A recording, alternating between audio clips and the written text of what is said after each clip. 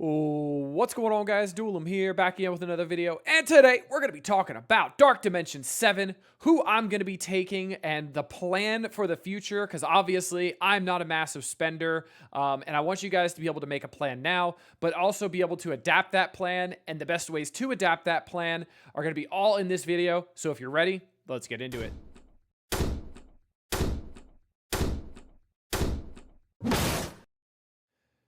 Kicking off the city section, which is the first section of Dark Dimension 7, is going to be Robbie, who is a mystic, and he's going to be taking 3 pieces, and he is Miasma. Vulture, who's tech, who's taking 2 pieces, and Hammer Tech. Firestar, who's also 2 pieces, taking Ballistic Weave and is Mutant. And Craven, who is Skill, who is taking 3 pieces, and the unique is Molecular Cloth. You can see I don't have a 5th Hearted here, and that's because I believe there will be a 5th city character that's going to be way better than any of the choices we have currently. Honestly, with any of the choices here, there's really no point in taking in anyone because all of the Hive Mind need more Hive Mind to work better. Mysterio's super expensive. Shang-Chi's outdated. The only one you can make a case for is Spider-Man Noir because he keeps finding a place in Cosmic Crucible on defense. But honestly, that's a really, really niche pick. So I'm really hoping there's going to be another skill character maybe to come out in City to help out. Ronan, I know you're saying skill, Ronan's skill, but he uses Osmium, and Osmium's already a problem. So my 4-piece for right now is going to be Ghost Rider, Vulture, Firestar, and Craven, and I'll build from there depending on what's coming out later. Next up, we're going to be talking about the global section. And the global section, I have all my characters hashed out here, honestly, and I don't see this really changing. I am a Crucible fiend, and Crucible is my favorite game mode. So I have all 3 of the Cabal members here. Namor is going to be taking Promethium, which he's going to be the only one on my list taking Promethium. He's 3 pieces, and he's a mutant. Nightcrawler is 3 pieces, a mutant taking Osmium.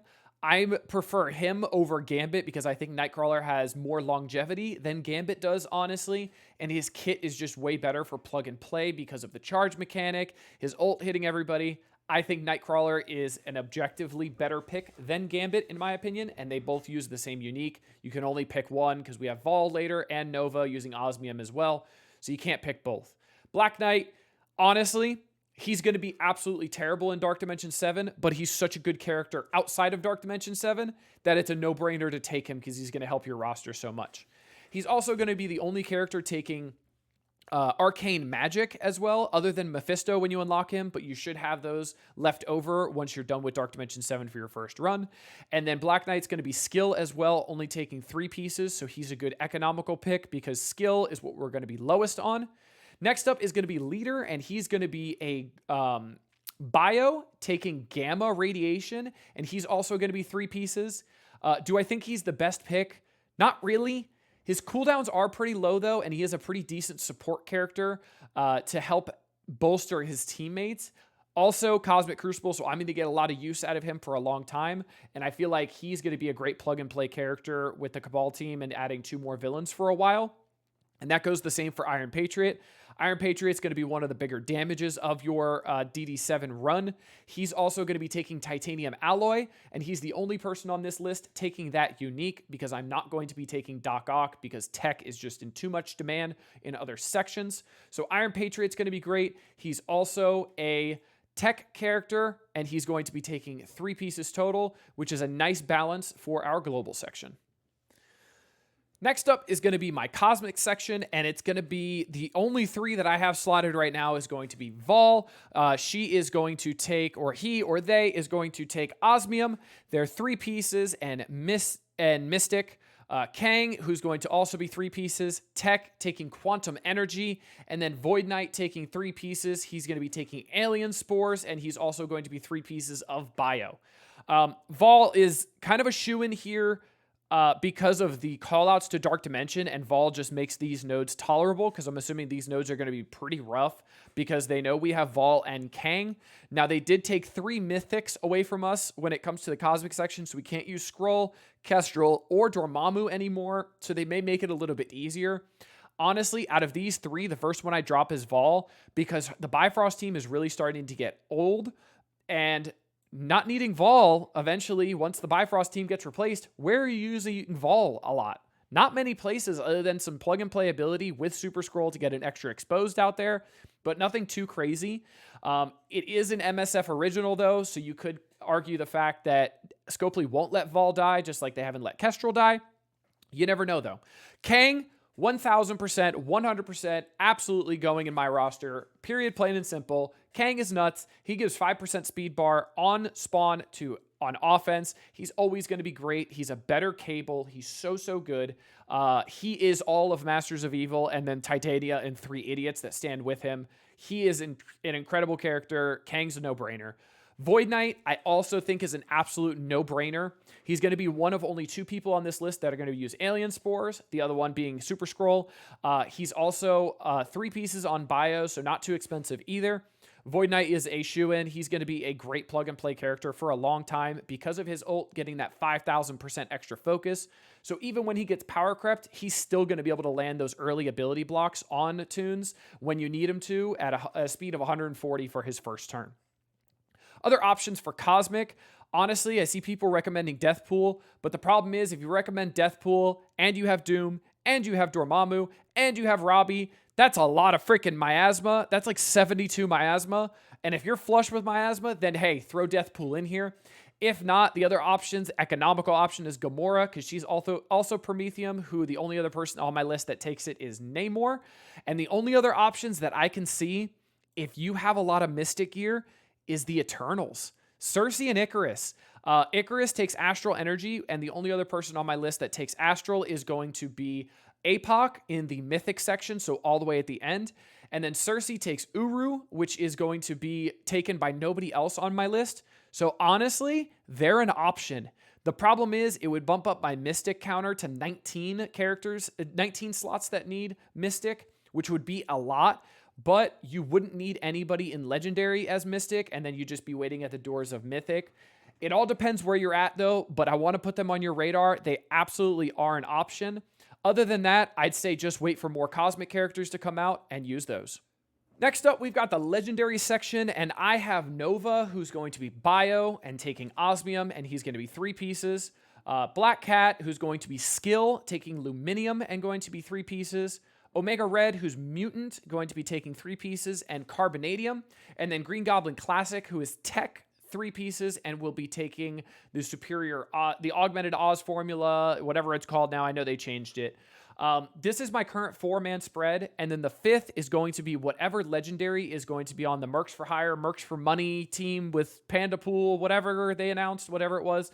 That is pretty much a shoo-in for the 5th because it's the newest Legendary, so you know it's going to be the safest build. The thing I'm worried about is if they make them Osmium or Miasma or something like that, and we have an issue with another character taking Miasma. I don't know about the likelihood of that, and I'm kind of banking on that not happening. The only issue is if that character is a mutant, which it probably will be because there's going to be a lot of mutants on that team, I might drop Omega Red at that point because then my mutant counter is getting a little too high. And then bringing somebody like maybe a Red Hulk could be a possible option just because he's gamma radiation and the only other person that takes gamma radiation, I can't remember. I think it was Leader. That's right. Took gamma radiation. So Red Hulk's another option that you could throw in there, but he would be the only horseman that I would even consider for half a second because of his good pairing and good kit with Apocalypse. But for Legendary, 100% Nova, Black Cat, and Green Goblin Classic. Omega Red, he is getting very old, but he's got a lot of percent damage, so he can still, excuse me, he can still hold his own very well. And then I'm on the fence about a Red Hulk. Nobody else on this list is really enticing to me. Fury, super expensive. He was niche. And then waiting for that 5th Legendary, who we don't know who it is, what their unique is, or what origin gear they're going to be taking. And finally, we get to the controversial Mythic section. This is a no-brainer. There's no reason to think any other different about this. You're not going to take Ultron, and you're not going to take Ultimus. Period, and plain and simple. Unless Ultimus gets a absolutely god-level rework, you don't take Ultimus because I'm almost positive he's Mystic, and he takes 5 pieces. I couldn't even tell you what unique he has because I just unlocked him on my main account. I have no clue. I'm sure it's not that beneficial. It might be Luminium, but I don't know, honestly. I'll edit it in. Ultron is absolutely terrible. He can't even keep the bench warm well because he's a robot. He's terrible. We drop him off of MOE immediately. So you're left with Skrull, Apoc, Dormammu, Kestrel, and Doctor Doom. Once again, this is an absolute no-brainer. Now let's get to the recap of how many origin pieces we're going to need for this lineup that I have, what sections we're waiting for more characters to be released, and see what the plan is moving forward.